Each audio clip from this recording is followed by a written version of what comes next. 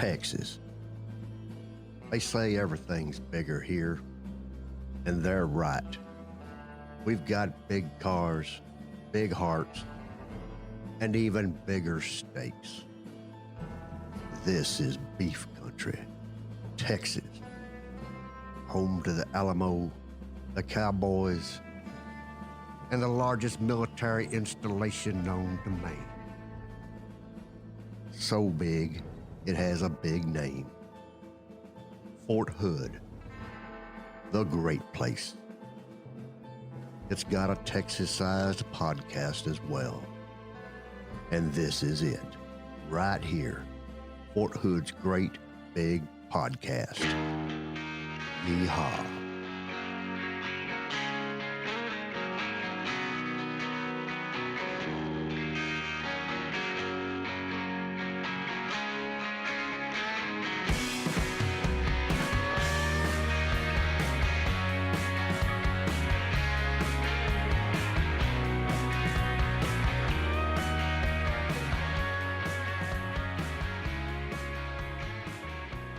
Hello, Charlie. Hello, Brianna. How are you today? I'm okay. How are you doing? I'm a little sleepy. Really? Tell me more. Well, we've been, Wes isn't really not that exciting.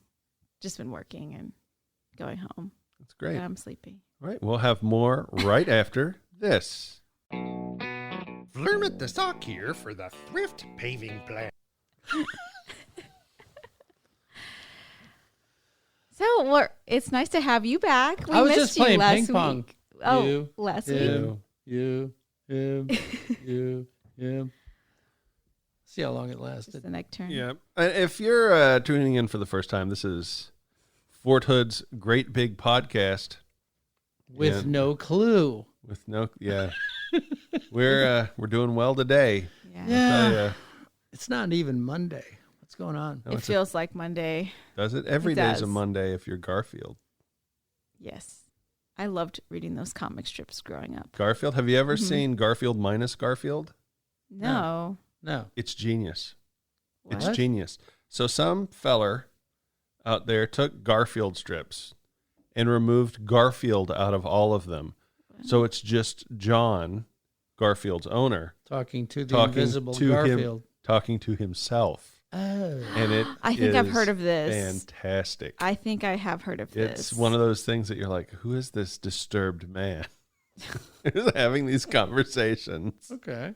It's really good. If you take out Garfield, I mean, the punchlines are fantastic. With Garfield, it's Garfield.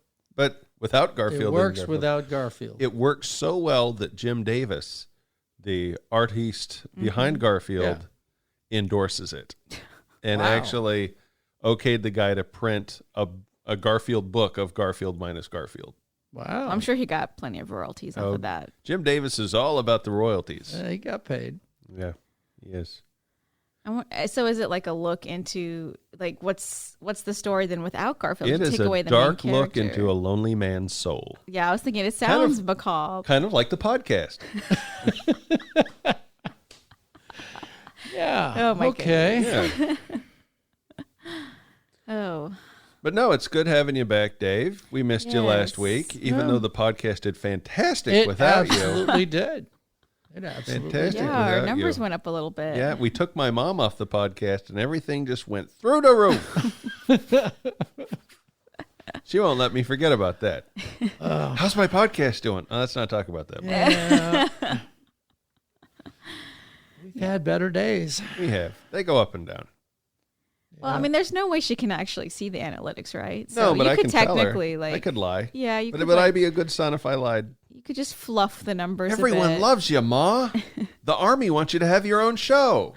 Don't you know that some lies are okay? They are. Yeah. Do my butt do these jeans Just make my butt look fat? teeny tiny. Come on, Charlie. Away from me, Satan. Come on, Charlie. How do you avoid You're that? married. This is Yeah. how the whole downfall of You humankind have happened. relationships. You know there are Yeah, certain how does things you tell just. us how that story plays out? What? I'm not going to come on the air and say I lie to my wife. Well, of course I lie to my wife. What are you saying? Drinking the coffee. But Look Drink over the- there. No, drink the Kool-Aid. There you go. That's Yeah. right. Next. But Well, no, the trick is to sip it. Don't drink it. It's like you have to take it in small quantities. are we talking about lies or beverages at this point? Drinking the Kool-Aid, All right. the Army Kool-Aid. Drinking the Army. Come on. We've all bathed in the Army Kool-Aid at this No, point. I sip. Do Very you? refined with my pinky up. Do you? Yes. So you got the newspaper there, Dave. Yeah. Tomorrow's news today. Absolutely. For something Ooh. that happened yesterday. Huh? Yeah. Wow. Yeah. I like how that Mind worked bending. out. Back to the Future. Mm-hmm. Yeah. Anyway. Time travel. Yeah. This is the May 21st front page of Oh. the Fort Hood Sentinel. Charlie, give me that plug.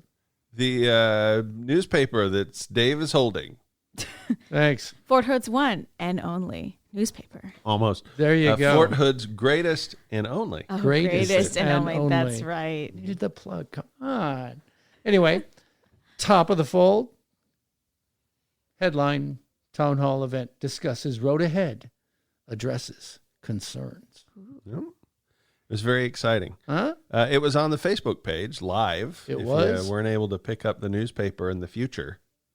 Exactly. And because not everybody got a chance to see it, not everybody has Facebook, believe it or not. Really? We're going to replay the town hall right here on the podcast. It's got a lot of great information. In its entirety. Yeah. Got a lot of great information about the road ahead for Fort Hood and the Army in general. Yep. It's got a lot of questions that are answered. And being on Facebook, the social media manager, I see all the questions. So I'm telling you, if you've got a question you put on Facebook and you feel like it hasn't been answered, it's probably answered in this. Right. So listen. But before we get to that, we've got something we want you to listen to. Pay really close attention. This is important stuff. And we'll take you to the town hall right after this. Private First Class Vanessa Guillen is missing. 20-year-old Fort Hood soldier was last seen April 22nd in the parking lot of her unit, the Regimental Engineer Squadron of the 3rd Cavalry Regiment. Vanessa is 5'2", approximately 126 pounds, with black hair and brown eyes. We need your help in finding her. The U.S. Army Criminal Investigation Command is offering a $15,000 reward for credible information leading to Vanessa's whereabouts. If you know anything that can help find Vanessa, call Army CID Special Agents at 254-495-7767. That's 254-495-7767. Help us find Vanessa. Hey friends, Scott Efflandt here again, and I'm glad to have a chance for us to talk like this. For those of you that are new to our team or to the Facebook forum, I'm the Deputy Commanding General of 3 Corps in Fort Hood. With me today is not Sergeant Major Adam Nash, but instead the illustrious Colonel Jason Wesbrock, the Fort Hood Garrison Commander. We'd like to take some time today to discuss some of the recent changes we made here on the installation and to give you a better understanding of what those changes mean to all of us. Beyond this, like before, I'd really like to know what questions and concerns you have. So this becomes more than a public service announcement. It actually becomes a way in this COVID environment for us to interact and share everything we know. As always, or as we've done before, we'll do this in about an hour. So go ahead now and start posting the questions, start filling up the queue for us. And when I get done here with a little overview, we'll dig right into that. In summary, and where we've been since the last time we've talked, we've had some really big wins in this fight. Overall, Central Texas and Fort Hood in particular have never had the significant spike in the disease that everybody was predicting, that all the models showed. Instead, what we've had is a relatively low and sustaining plateau where people get better, people get infected, and it seems to be just kind of continuing as part of our environment. The demand we expected on our medical services never surpassed our capacity, and truth be told, the overall demand on our medical facilities writ large was very small. In addition, the supply system is starting to come online, and we're getting the protective equipment we need out to our people as they take care of business around town. We're eventually grateful for the Department of the Army and their assistance in that. Through all of this, we maintained our ability to deploy and redeploy both active duty, National Guard, and Reserve soldiers as part of the total Army. Most importantly, we've taken care of our families throughout all of this. State governments and local civic leaders have now started opening up more businesses, and we're following suit here at Fort Hood.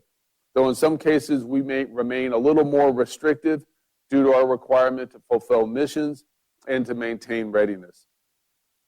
The team has begun resuming business at Fort Hood, as I mentioned, because we cannot stay home indefinitely, and we still need to protect the nation. Soldiers train for dangerous jobs, and the science related to the coronavirus have matured so that now we're in a better position to understand how to do our job in this new environment on the military community. So let me recap what I shared in the video I did 2 weeks ago, and if you missed it, you missed a riveting performance. I encourage you to go back, look at it again. Number one, decisions are based on the changing environment in the larger community. Fort Hood is not isolated from Central Texas. We are Central Texas. Number two, we're going to resume operations here on the post while we continually assess operational requirements, military and community infection rates, and our capacity to test and treat patients. Point number three, we're aligning our decisions with the guidance from local civic leaders and the Department of the Army in working through how to make sure those are synchronous. Next, our pace of activities here at Fort Hood will be metered, both in terms of up and down cycles in response to the local environmental conditions and our requirements. The resumption of operations will happen at different rates for different units across the installation, again, depending on where they're at in the mission cycle. And in support of that, essential services and facilities across Fort Hood will similarly increase operations to support the community, conditions permitting. And that's why I brought my friend Colonel Wesbrock here to help discuss that. And then, as you've all probably realized, some of the facilities are going to operate differently than before. I'm not sure we'll ever go back to the way it is before. I think what we're doing is we're learning what the new normal looks like in this environment. But bottom line, we'll continue to employ the current CDC guidance, the lessons learned from across the Army, common sense, and discovered best practices so that we can take care of each other and take care of business. And so on that note, let me see if I can turn it over to some questions. Jason, you want to take the first one? Sure. I'll start with a question from Jen Deeser. She asked about the child development centers. Her spouse is returning to work on post, and she is returning to work off post. She wants to know when the rest of the CDCs will be open. Jenny, I'll tell you, that's a great question. I know that child care is a great concern for a number of folks in our families here on the installation and off, and it's one of my main concerns as well. You'll note that the governor just yesterday announced that daycare centers off post can start opening up again, and we're going to open our facilities under the newly published CDC and MCOM guidelines to ensure that we're protecting the children in our facilities. I see our approach to the child care as a three-pronged approach. The first is to focus on our facilities. To ensure that we have the right cleanliness and sterilization in place, we've restocked our food and we're ready to start preparing food, and we've adjusted our policies to meet the new requirements. Our second focus is on our employees, ensuring they're trained on the new standards, they're prepared to go back to work, and they're confident in their ability to protect our children. And the final focus is on you, our customer, messaging the changes, managing your expectations, and educating you on the new procedures. The bottom line is we're going to use a deliberate, phased, responsible, conditions-based approach linked to messaging as we open our CYS facilities back up. Thanks, Jason. Leslie came up with a great question. She asked, when will the 40-mile travel radius be rescinded? Leslie, I don't know, but I hope it's sooner rather than later. So currently the Secretary of Defense has said, even in the best case of circumstances, it'll be a 50-mile restriction through the end of June. Here at Fort Hood, based on local environmental conditions, we feel confident that we can take care of business and control the risk by doing two things. one, staying within that 40-mile travel restriction, and two, residing at evening at your domicile. In other words, that the curfew's in place. We think those two things, the curfew and the 40-mile travel restriction, is what's keeping us safe and is what has allowed the Fort Hood military community to have a much lower infection rate than the larger community. And then as soon as the local conditions change and the risk goes down in the local environment, we'll look and reassess and lift those when the time comes. On a different note, Noel came up with a great question and asked, is contact tracing taking place? Absolutely. So we've gone from the preventative nurse health team at Credamsey Hospital doing the contact tracing to establishing within each brigade at Fort Hood a 30-person contact tracing team. And to date, within 3 Corps, not just at Fort Hood, but at Riley and Carson as well, and Bliss, I'm sorry, I left one out, at Riley, Carson, Bliss, and Hood, the contact tracing accounts for most of our identification of people that have been contaminated with the virus. That's a huge win for us because that means we are finding people early before they know they have the disease, and we're able to quarantine them, treat them medically, and reduce the number of people they could potentially contaminate in that. And we think that's awesome. That, to me, is a sign of the system's working well and part of our new normal. I have a question here. It's back to services on the installation. Maggie J. asked, when are we reopening Blora? And Maggie, I'm happy you asked that question. And I will tell you that we have opened Blora already, the biking and hiking trails that are out there, and then opening up the lake for fishing right now. And we'll continue to assess where we're at in our ability to protect our employees as well as the people that are out there enjoying the area there at Blora, Belton Lake Outdoor Recreation Area, as we expand activities across the installation. That's one of the ones that I'm excited to get open back up. For those of you that like the golf, we've also opened the golf course back up. We did that last week. So golf course is up and operational. And then we've got the Sportsman's Center open. So for folks who want to hunt or fish on the installation, you can go to the Sportsman's Center and get your licenses.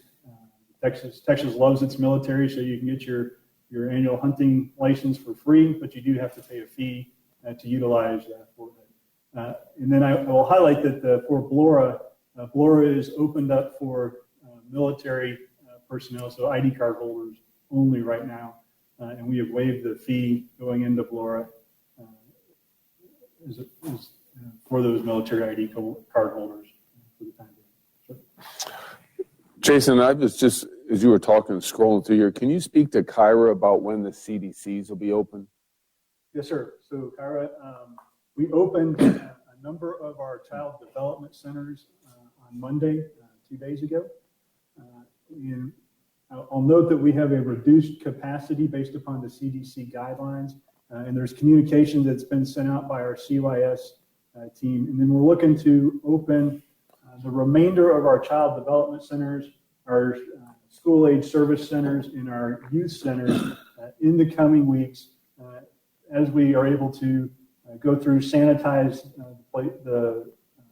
the facilities, ensure we've got the right staff in place, the staff are trained to protect the children, and we can provide a safe environment for the children that we're caring for in those facilities.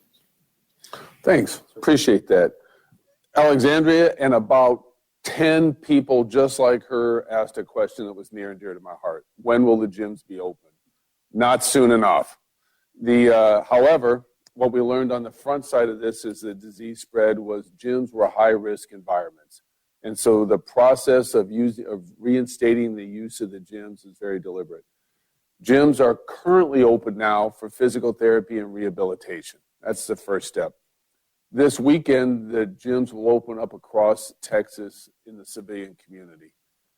We're going to monitor that and see how that affects contagions from people that use the gyms. And then additionally, what we're going to look at is what are the best practices that come out of those gyms that we can import then into Fort Hood. Because our volume of use at the gyms at Fort Hood exceeds all the gyms off post.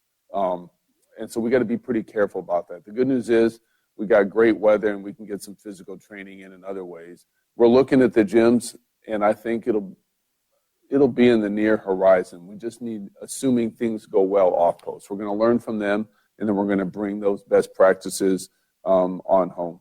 And then I apologize, but some person asked about picking up their daughter who was outside the 40-mile radius. Ma'am, I can't speak to your exact circumstances, but your exact circumstances, take them to your chain of command. There is a process to get an exception to policy to take care of life in relation to that protection order that's out there. So please bring them up to your chain of command. They'll capture the circumstances and they'll get them processed through the approval authorities so we can see and make sure your needs are addressed and you can take care of your family. Sure, I'm going to address a question from Amy S. on the spouse use of PT trails. Specifically, she's asking about the PT trail on West Fort Hood. She's looking for a safe place where her son can ride his bike while she can push her youngest in the stroller. She currently lives in Comanche 3. Amy, great question. And yes, of course, families can use the PT trail over there on West Fort Hood by the housing area. But I also encourage you to look at some other places here on Main Post, since you live on Comanche 3, closer to your house. There's Fort Hood Stadium. It's a nice rubberized track. It's got LED lights that come on at 0500 in the morning. And then there's also the PT track in front of the Corps headquarters here. And if you follow that track, it's actually a 2-mile loop one time around. So it's a good place to go out and walk with the family. And I see plenty of people doing that out there during the day and on the weekends. It's a great question. Thank you. And then Caitlin asks, what about leave approval? Caitlin, great question. The currently leave approval except for emergency conditions or extreme situations are suspended by the order of the Secretary of Defense through 30 June. Between now and 30 June, the Secretary of Defense and the Army enterprise will assess the environment and determine what makes sense.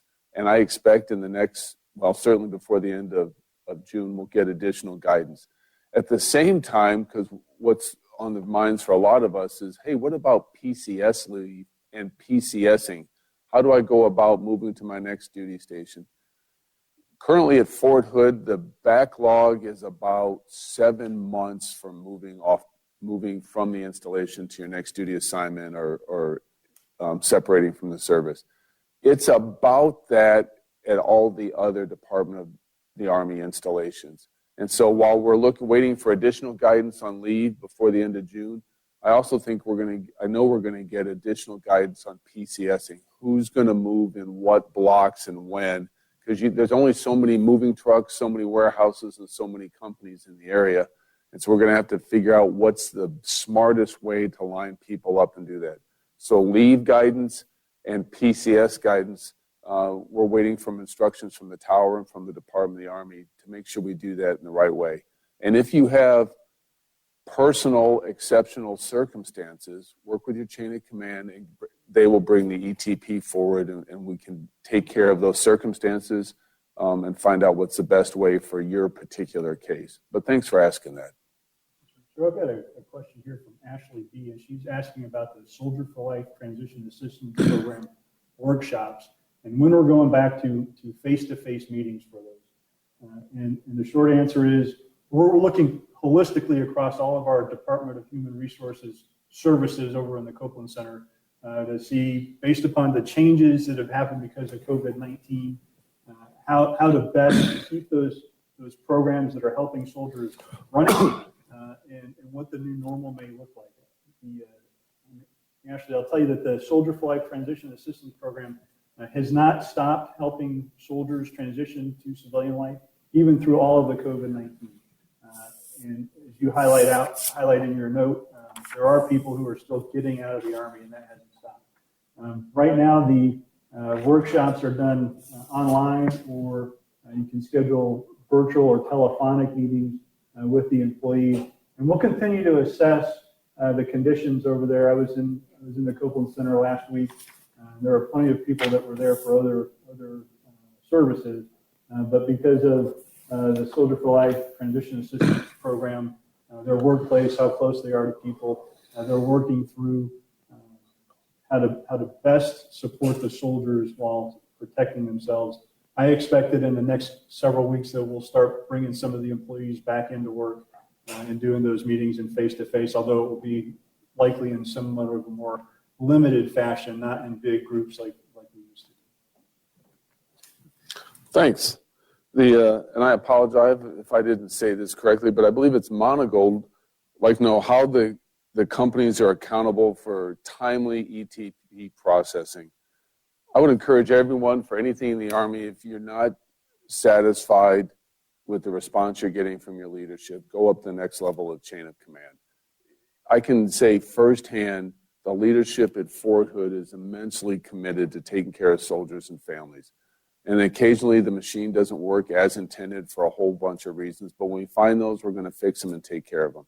So if you think you've got a problem that's stuck, go to the next level, and as a team, we'll fix it and take care of your concerns. And then Colonel Wesbrock, Christina was asking, when are the playgrounds going to open? That's a good question. I will have to get an answer to that and put that out. We do have this service list that we're publishing daily, and I don't think the playgrounds are on there yet, but we'll add the playgrounds to that list and get an update but I will touch base on two topics. The first one from Shanique J. She asks, is the Copeland Center open for ID card renewal? The answer is yes, but it's open for appointments only right now. But I will tell you that the Department of the Army has extended the ID cards that are expiring for dependents to 30 September and for military with CAT card IDs that expired in a certain window also till 30 September. Although you can call and get in and make an appointment as you need to. And then the other one, another favorite topic of mine is the tax center, which I think is a great program that the SJA team runs for our soldiers and for our retirees. When will the tax center open, and will it be open before the July 15th deadline? I owe an answer to that. I think we're continuing to assess when to open that, but if we have the ability to open it within the next several weeks, we will definitely do that before the July 15th deadline. Thanks. I've had just two back-to-back great questions, very sophisticated in the way they are phrased. Let me see if I can do justice to the intellect with my answer. Fernando says, I noticed I-Corps has day trips to authorized soldiers stationed at Joint Base Lewis McChord to go to the state and national parks. How come we can't? That is a exceptionally framed discussion. Let me bring forward 2 points. One, I-Corps, 3 Corps, 2 different geographical environments, 2 different problems with the spread of the disease, and as a result, 2 distinct solutions.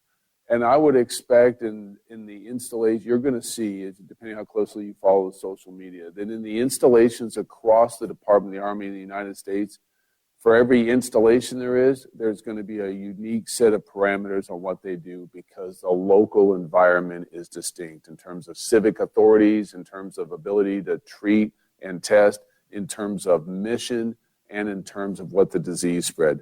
So what you see in 1st Corps, I-Corps, almost statistically can't be what you're going to see in 3 Corps because it's just different. Same with if you compare us to 18th Airborne Corps.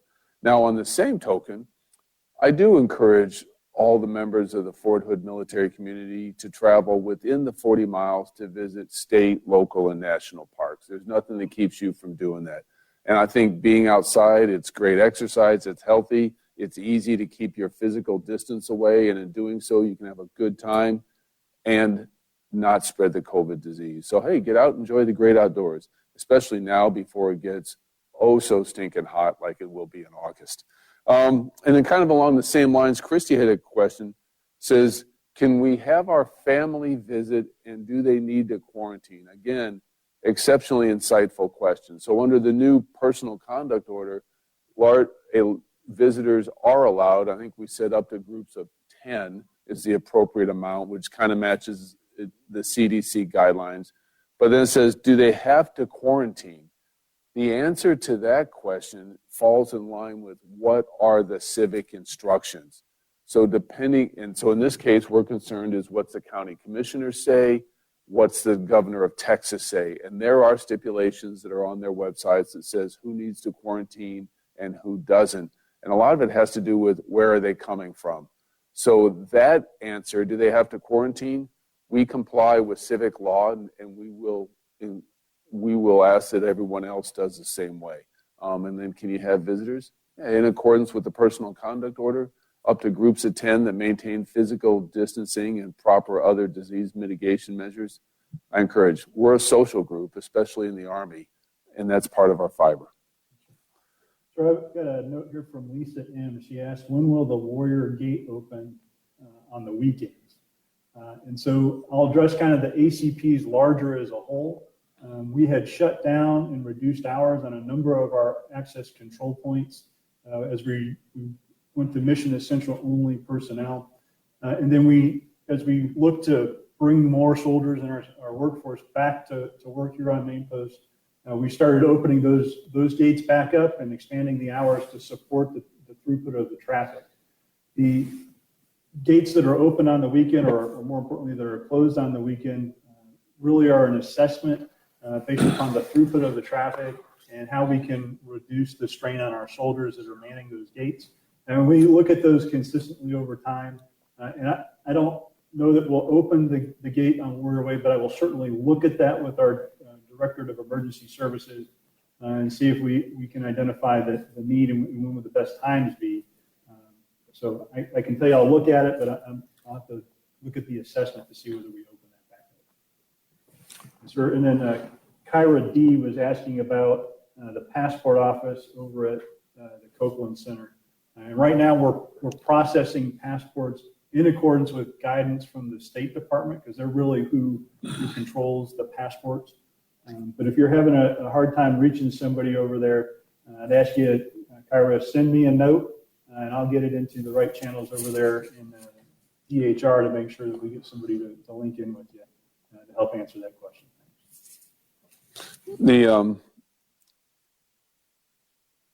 Kiana asks, that's a good question, is there a policy forthcoming about changes to family care plans? And Kiana explains that this is being partially driven by the availability of daycare off post. I'm going to try and break that down a little bit. Kiana, if I don't answer your question, please come back to me with a follow-up to see if I can do that. So I'm not aware of any Department of the Army on down change to family care plans, what the requirement is or when to activate them and so forth. So that will run the same. What is different now is travel to and from to activate your family care plan is complicated by COVID travel restrictions. To date, we've approved several policies to allow people to activate their family care plans in preparation for deployments. And so if your life falls into that conflict, please see your chain of command and submit an exception to policy, and we'll work through a viable solution. Now, the question was availability of daycare off post. I am very aware of that challenge, that our capacity to get to the new normal status quo is tied to the community and tied to those daycare facilities open up. And currently on post under the new CDC guidelines for daycare, we're not going to be able to take care of as many people as before. The same, I would expect, is going to happen off post after they're able to resume operations. So as a community writ large, we're going to have a shortage of daycare here, just like other communities across the nation. And it's going to take us a while as a community to kind of right-size facilities and methods to meet the needs of all our citizens with kids. Between now and then, we're going to have that hard discussion with the chain of command and work it out on a case-by-case basis. We're working as fast as we can on post to get it done, and there's people off post that enjoy their job and in their livelihood that are doing the same thing. But it's going to take us a while to work through it. And in the meantime, single parents, dual military, dual working, we're going to have to just take it a step at a time and sort it out along with the rest of America. So thank you for that question, Kyna. So I've got a note, not necessarily related to COVID-19, but Kelsey S. asked, is the Clear Creek Commissary back open? And it is not yet. For those of you may know, we closed it earlier this week because the air conditioner has gone out on the Clear Creek Commissary. Both of our commissaries have done a great job through COVID-19 supporting the soldiers and families and retirees of this installation. And when they closed Clear Creek, they've expanded the hours and opened up Warrior Way to cover down on the hours when Clear Creek was open and it will not be open. I don't know when the air conditioner will be fixed. I know that they're working to solve that dilemma right now. And as soon as the Clear Creek Commissary is back up and operational, I know that our DECA, our Defense Commissary Agency partners, will work with us in the public affairs team to make sure that we get that announced through social media and to make sure everybody's aware that when the Clear Creek Commissary is back. Thanks. Austin has a good question that I don't have the answer to. But as a team, maybe we can understand the problem. Excuse me. Austin wanted to know, I'm sorry. Austin wanted to know, Jason, can you take the next question? Yes, sir. I'm glad to take the next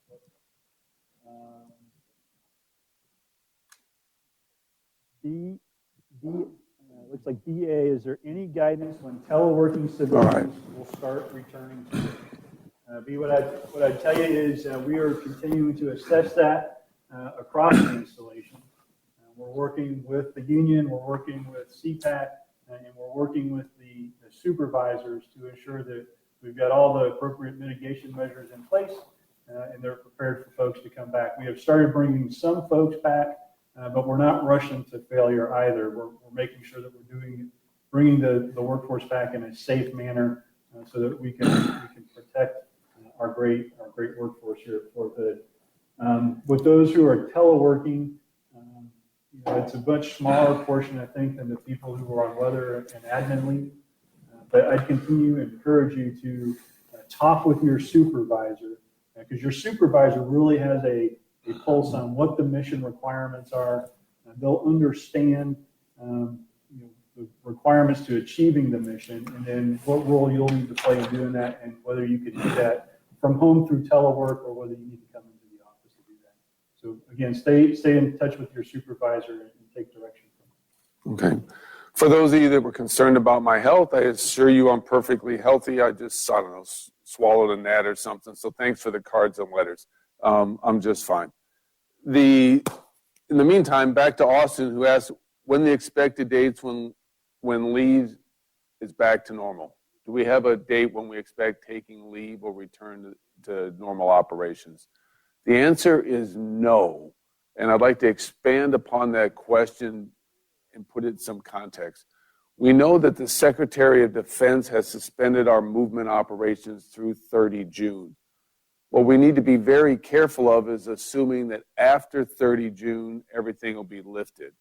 The Secretary of Defense and the whole chain of command on down is doing the same thing, and that is, what's the environment look like, and do we have the right measures in place to operate in this new environment? So what I encourage all of us is, by 30 June, we'll know what the next step looks like, but it's too early to know what that next step is. And it could vary at different stages. So that includes PCS moves, leaves, reassignments, etc. We'll know something different by 30 June, and between now and then, we'll take care of the challenging things step by step based on the needs of the individual.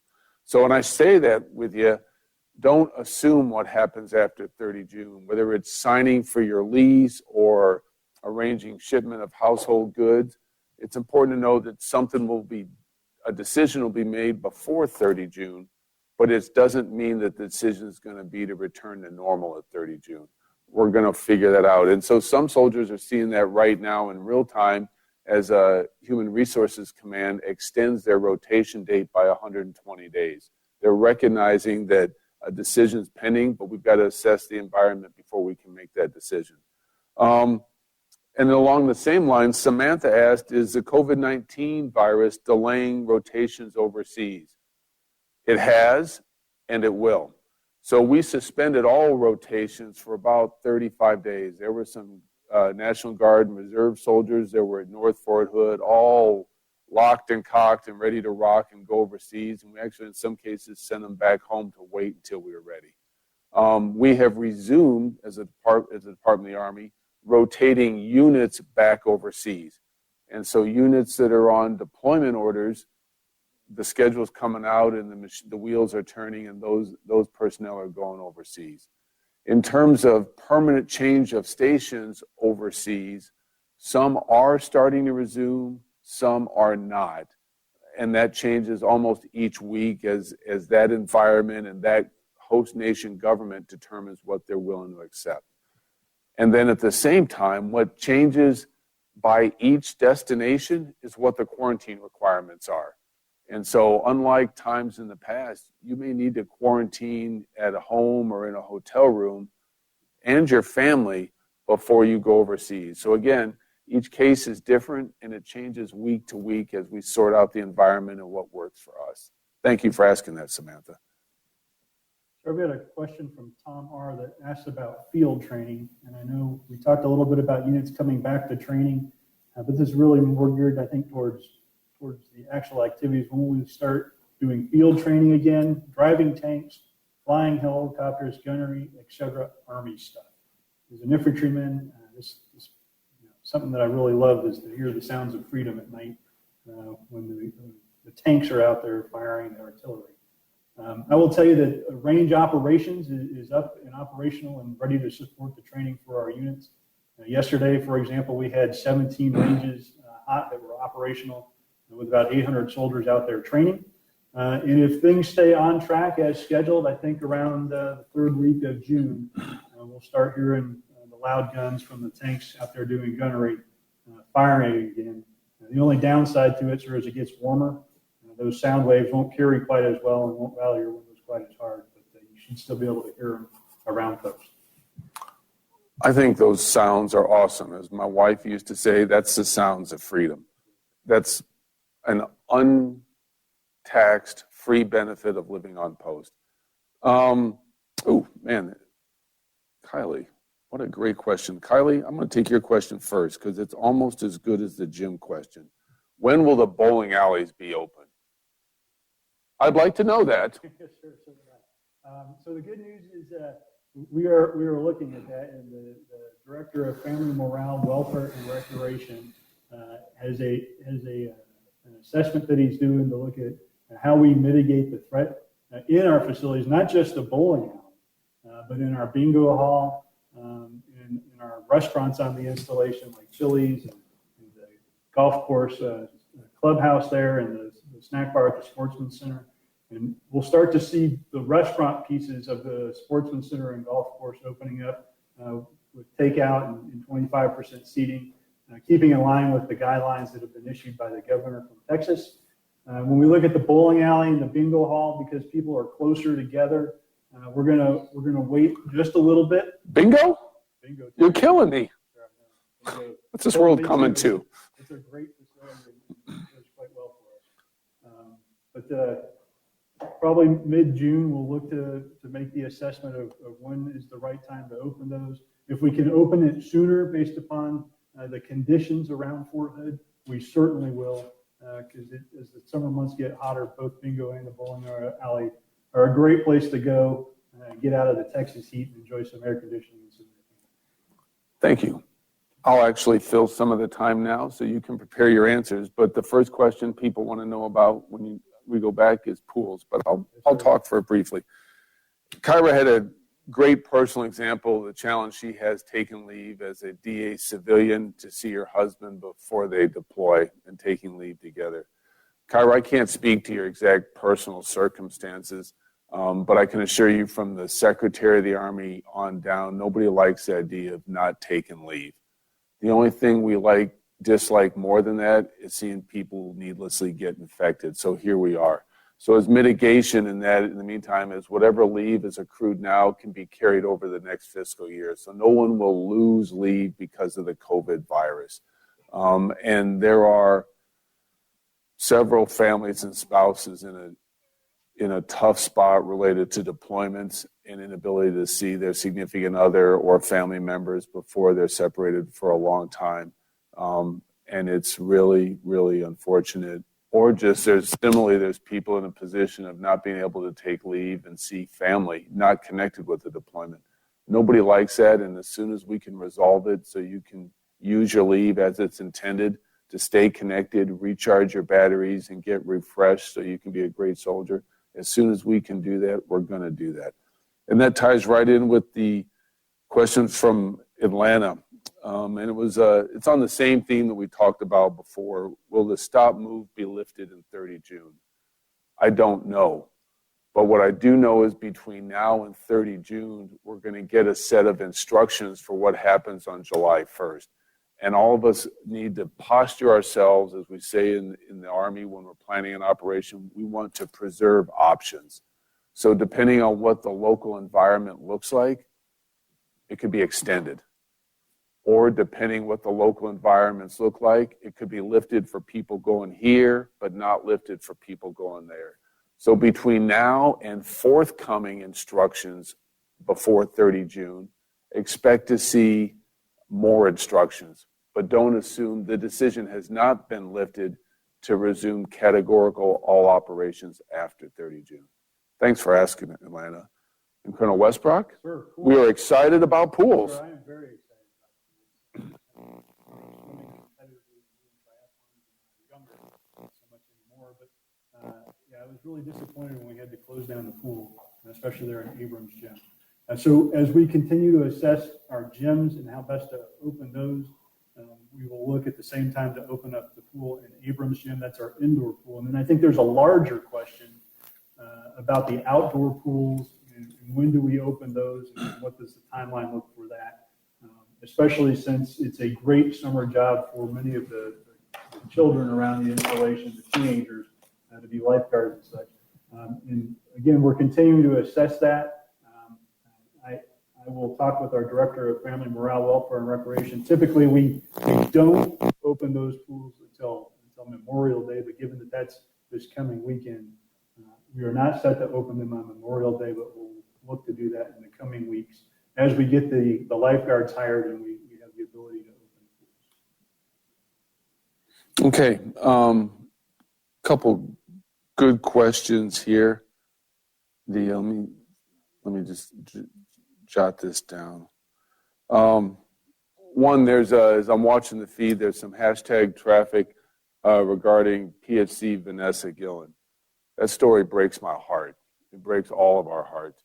If you know something, please call the 1-800-TIP line and tell them so we can bring our trooper back into the ranks and let her resume being part of our military family, taking care of business. So again, if you know anything about PFC Vanessa Gillen, please go to the hotline and provide that information. Incredibly important, incredibly necessary, and we pray for her and her family. But to the task at hand at COVID-19. Sarah asks, will civilians lose leave?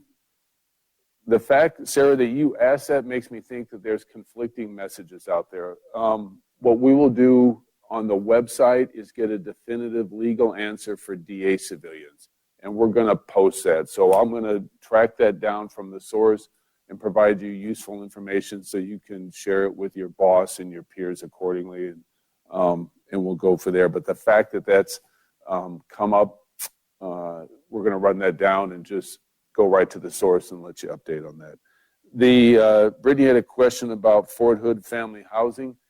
And what we're doing, Colonel Wesbrock runs a town hall on Facebook like this. It does a deep dive into Fort Hood family housing and other Garrison activities.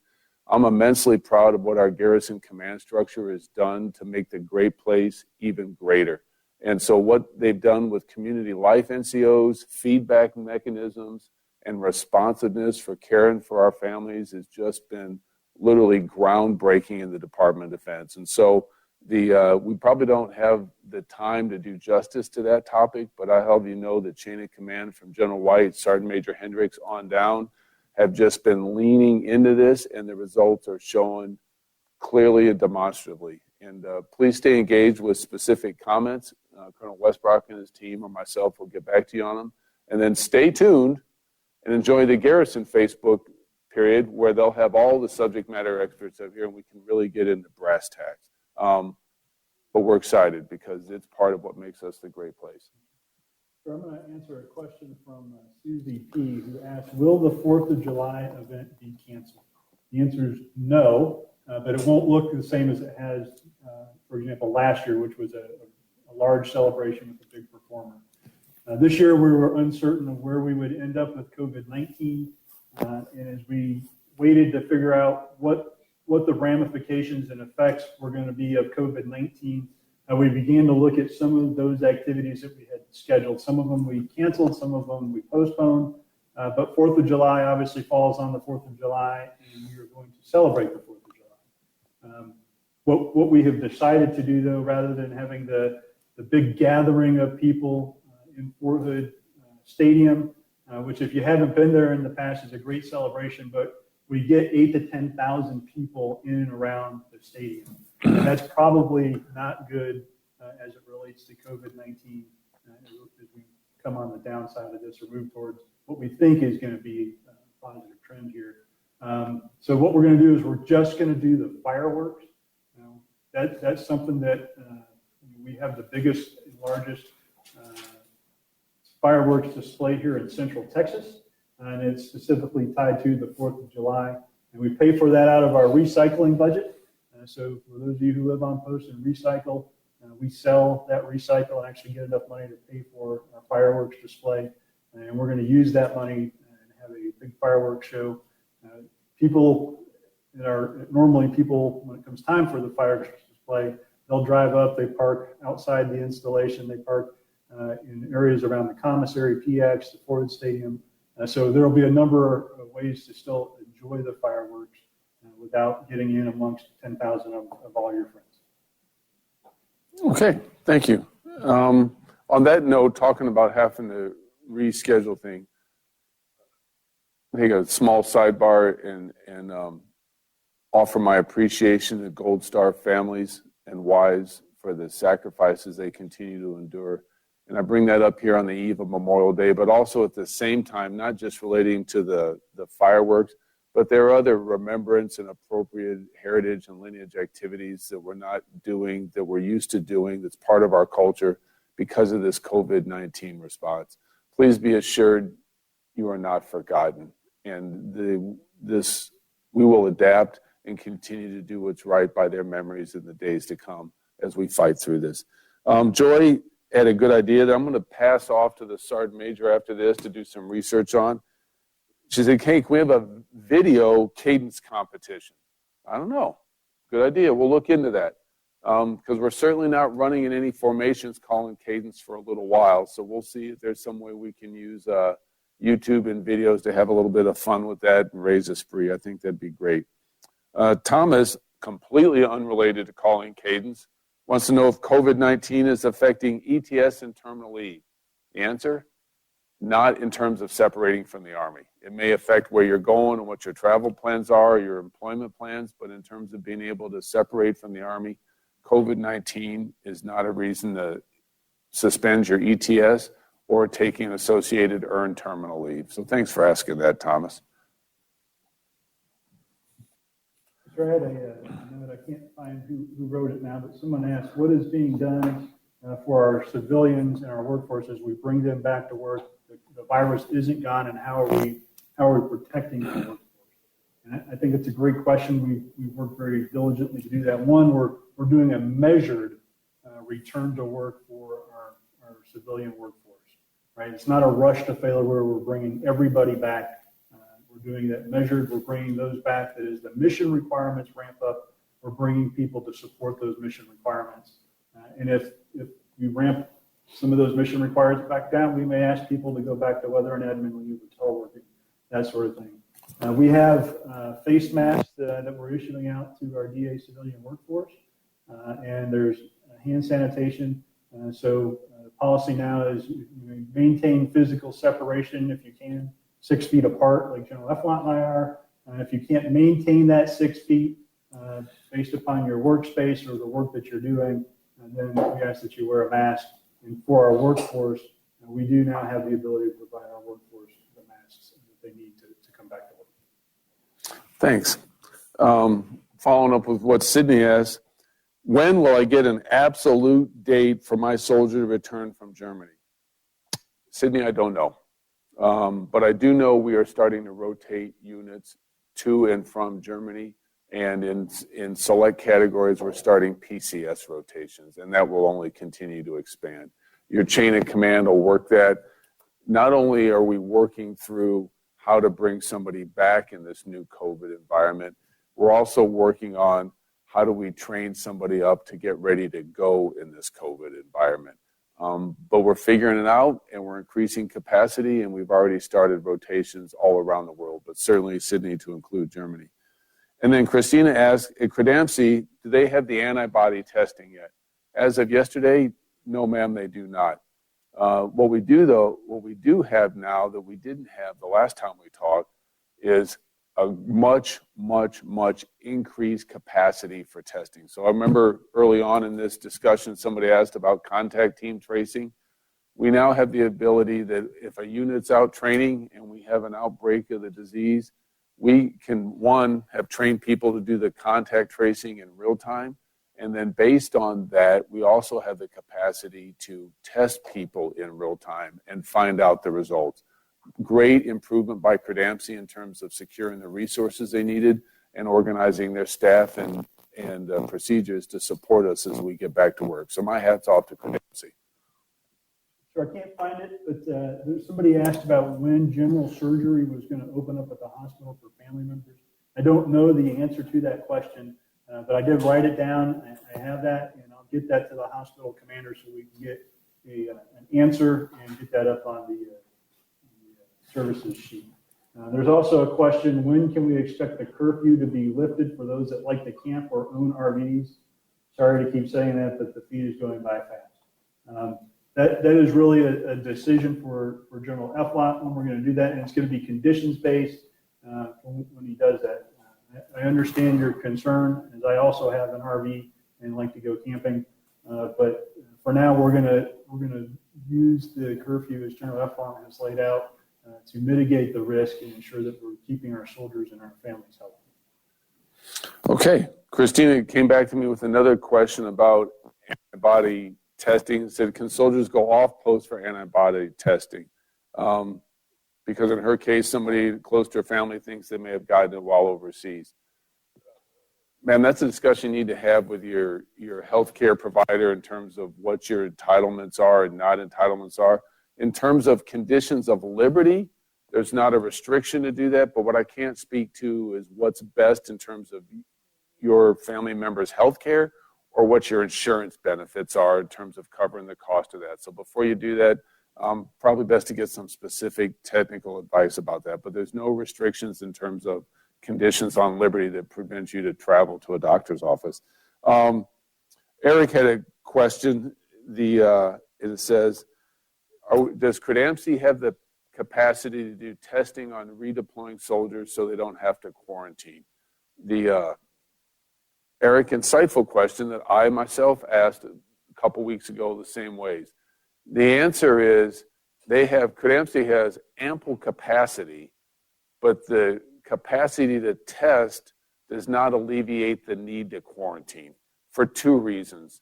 One is a person could be carrying the disease and test negative because it hasn't, acculturated or whatever that, college word is that means grown enough to be detectable by the test. So that's the first problem. The second problem that goes with it is you could do the test and then turn around and still become infected from somebody else. So current CDC guidelines says if you want to protect the group that's coming out of a contested area, like through an airport or a plane or something like that, put them in quarantine for 14 days to make sure that any virus they're carrying is dead or hasn't manifested. And if they show symptoms, then get them tested, confirm that it's disease, and do contact tracing. So short answer, Eric, after that long explanation, we have ample testing, but it's not going to alleviate the need to do quarantine. Thanks for asking. I'm going to correct something that I said earlier. It just shows you how fluid things are as we work through expanding things and opening things back up. The Clear Creek Commissary is open today. Woohoo! So the air conditioner is fixed. We had to fix the chillers, and the store temperature is down greatly. And so it is open and functional today. So I forget who asked that question, but you should be able to use the Clear Creek Commissary today. And we'd like to thank you for asking that question because you asked it is why it got fixed today. So thank you for being part of the solution. Let me ask, Tom said, when are we going to start doing field training again? Driving tanks, flying helicopters, gunnery, etc., Army stuff. Tom, much like the gyms, not soon enough. The truth is, some field training has been ongoing the whole time because we've got mission requirements. So the aviation community has continued their training and progression of competency because we just could not come off the glide path of what's needed for them to maintain their readiness. And then what you're seeing both at Fort Hood and certainly across the Army as selectively units based on what their mission requirements are being told you're cleared hot, resume training. And so commanders make an assessment of where their readiness level is, and that unit starts its progression to where it needs to be to fulfill the SecDef's mission requirements. And as we manage the virus and develop new techniques to manage the virus and protect each other, we'll turn the next unit on and the next unit on, and each of them will start their respective training program. So increasingly over the summer, we're going to hear the sounds of freedom again here at Fort Hood. So I have a question here from Pamela Q, and she says, what are the restrictions to delivery drivers going to the barracks? And I will tell you, we have not restricted delivery drivers coming onto the installation. So delivery drivers throughout coronavirus, our response to the coronavirus, we did not change our policy for access to the installation. So delivery drivers, Uber drivers, all those folks were still able to come onto the installation and deliver food, get the food to the people who are ordering. Off there, I was talking about Clear Creek Commissary, and it is back open for those of you who couldn't hear me or didn't hear that before we dropped off. So back open today. And then I had a question that came up about the licensing center out by the Fort Hood Welcome Center at the main gate. When will that be open? That is a Department of Public Service facility. So we'll have to coordinate with the team that manages that and figure out when they're going to open. I have the same question because I need to get in there and do some licensing of myself, and I want to make sure that we get that open as soon as we can. But we'll coordinate, and I'll get that through DES, get that figured out, and get a timeline put up on it. Awesome, thanks. Michelle had a good question. She says, hey, where do we go if the service member in our house who's quarantined, coming right back from a deployment, comes up, starts displaying COVID-19 symptoms? Well, Michelle, the good answer is you don't have to worry about whether the soldier is coming back from a deployment or not, or if they're in quarantine or not. It's the same procedure. If you start displaying the COVID symptoms, and we keep them updated on the social media page, call CRDAMC or your PCM. Start with telemedicine, and they'll bring you in there. Don't just immediately drive to the healthcare facility. Call in your healthcare provider. The number's on the website for the hospital, and they'll give you instructions to take care of you and your family members, and that's what's awesome. And then the other question I wanted to hit is Greg asked, are we going to conduct PT afterwards? I heard there are modifications coming down because of COVID. There are modifications coming down for a lot of different reasons. So one, the answer is yes. We've been conducting PT the whole time during this. We've just been conducting it differently with physical distancing and individual or buddy team. As we bring formations back to work for training, we will do PT as part of those formations, but we'll do PT differently, again, so we can protect ourselves and move forward. The Department of the Army, on a related note, issued guidance that the APFT sit-ups can now be done with a stationary bar, so you don't have to hold somebody's feet. And then, not related to COVID, but the ACFT is coming live to a unit near you. Instructions to follow. The Army is moving ahead with that test, and the word will be out on when we phase out the current PT test and when the new one is coming. That's not related to COVID. That's just part of our Army getting better. Thank you. Jason, anything else before I close?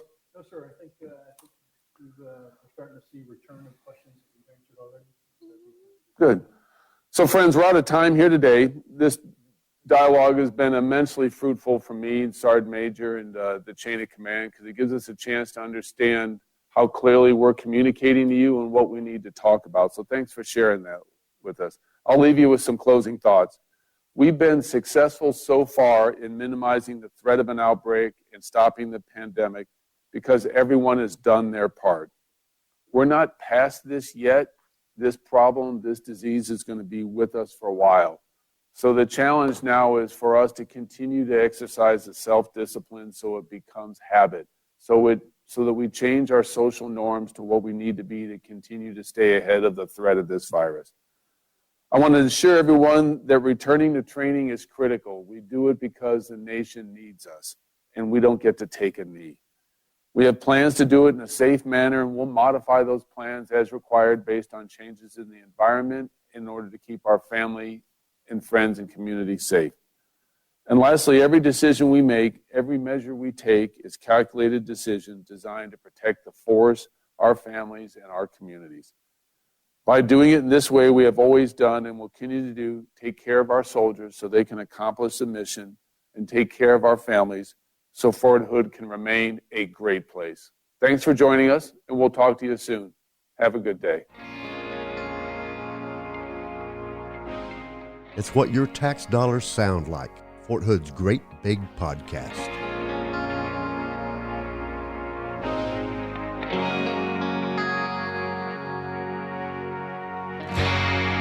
Coming on strong on a Monday. I feel so low. Things are starting to fall back into place. Yes, Yeah. they are. You know, a lot of people like to say the new normal, but I hate that. No. I hate the new normal. To me, it's There's just normal or not. normal. It's not no normal. There's nothing But new don't we about constantly this. evolve, though? You'd like to think we just tell ourselves that. Truly, we just tell ourselves that. I think we still learn and grow. It's a crutch. That whole evolution thing is a crutch. We've just What? always been this stupid. Well, I don't know. What do you mean used to be monkeys? I think we're still growing. I mean, even if like not. That's. Oh, I've got a phone call. Tennessee. Huh. Let's take it. Hello. Hey, sir, what's going on? It's Lieutenant Dingle over at 17. How are you? Hey, Lieutenant Dingo, what's up? I got to let you know, right now you're on Fort Hood's Great Big Podcast. Excellent. Sounds good, sir. All right, so what do I owe this call to? Oh, I was just wondering, just to confirm, if you did receive the email about the memorial rededication ceremony. Oh, the 4ID Memorial rededication that's happening on Memorial Day. Wow. Yes, sir. Yeah, well, I did receive that, and the podcast crew is so excited to be able to be out there and a part of it and being able to share it with the world. Yes. Yes, sir, and we're excited to have you guys out there for sure. All right, fantastic. So we did get it. We're planning on being out there, and that's the topic of our next podcast. So, yeah. Excellent, sir. Yeah, we're just making sure that you got that email and we're that those times work for you, and anything else that 17 can provide or facilitate for you, you just let us know and we will make it happen, sir. Fantastic. Now everything looked good, and we'll need that bowl of M&Ms with no brown ones, and we'll be good to go. All right, sir. Well, you have a good day. All right, you too. Thanks a lot, Lieutenant. All right. All right. All right, bye. You forgot to mention the sparkling water. Well, you didn't. You could have talked. Could have said something. Yeah, feel free to chime in. I don't actually like sparkling water. We're gonna have all these M&Ms and nothing to drink. Should I wear my ASUs for this? It's up to you. Okay. It's Memorial Day. You should look respectable. Yeah, it's true. I'll look respectable. I always do. Yeah. With the quotes. Giant glowing quotes of respectable. Giant quotes. Mm-hmm. Yeah. You're respectable. Mm-hmm. Speaking of respectable, I saw on your Facebook feed that you were doing some push-ups. What was up with that? Yes. So I started doing the 22 kill challenge, which is a push-up challenge to raise awareness to raise suicide awareness among service members and veterans. All right. And so how does doing push-ups raise awareness? So let me see. Yeah. So in 2012, there was a VA report that found that an average of 22 veterans and service members die by suicide every day. Every day? Every day. Yep. Yes. Yep. So the challenge is to do 22 push-ups in honor of the 22 suicides per day to raise awareness. And then you also include the suicide hotline number, which is 1-800-273-8255. And just to let people know that if you need to reach out for help or you're going through a tough time, that there are resources available to you. That spells something. That's a good cause, though. No, it is a good cause. Yeah. That number spells something, though. 22? 8255, that's talk. Is it? Yeah, absolutely. That makes sense. Oh, I didn't realize that. Talk radio station I used to listen to growing up. The last four were 8255, which is talk. Yeah. Yeah, I've actually used that line before. The suicide prevention hotline? Yeah, I have. Where did you feel? Were you feeling down? I was, a couple years ago. All right. Wow. Do you care to talk about that, or? Oh man, it's a lot.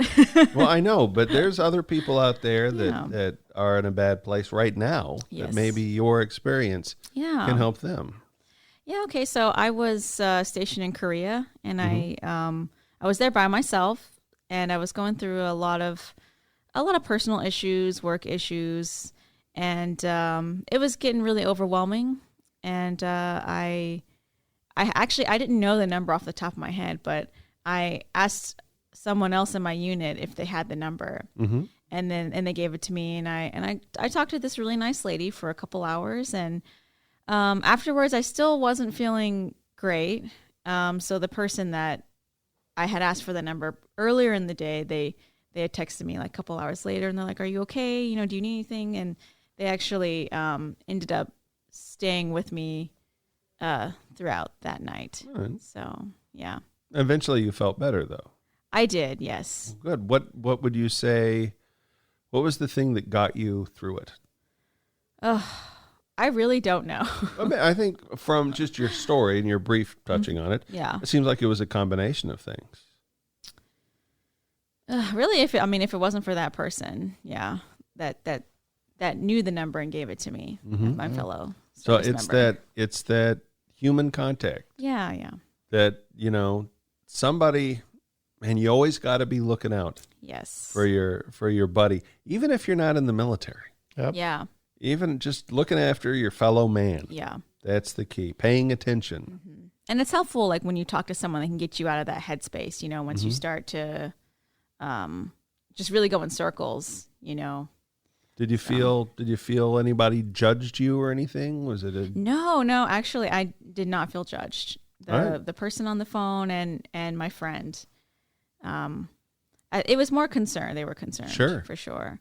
And my friend knew what was going on because, like I mentioned before, he was in my unit, so he didn't know the scope or how much it was affecting me, obviously, but obviously he did after. I think that's a common that people don't realize that something is bothering someone as much as it is. And that's why we have the problem, is that oftentimes it's like an iceberg. Got to talk it out.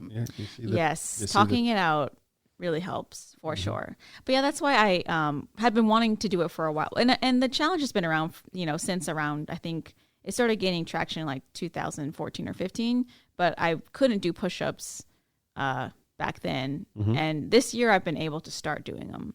Right, so I really your arm has healed.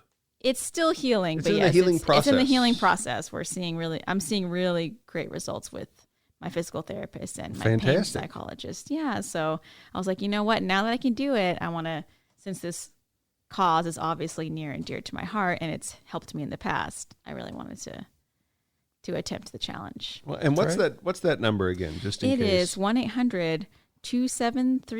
1-800-273-8255. And it's recommended if you just need Yes. someone to talk to. Yes. Yep. And it's international because I called it in Korea. From Korea. Yeah. Wow. So Well, we are so pleased everything worked out for you. thank you. I am And you're too. still here. I know, and I'm engaged now. It's like so much better. Different world. It different really life, is. man. It really is. You never know what's going to be around the corner for you in life. I Exactly. know. Just like this podcast. Yeah. Except we know, thanks to Lieutenant Dingle who called, that we've got 4ID next week. Yes. What's his first name? Lieutenant Dingle. I don't remember his first name. We don't go by first names in the Army. Yeah. Dingle, that's his real name, folks. His first name is Lieutenant. It's not Barry, is it? No. Barry Dingle. Wait, yes. Wait, Did no. I get a nose snort? Yeah, he made me snort.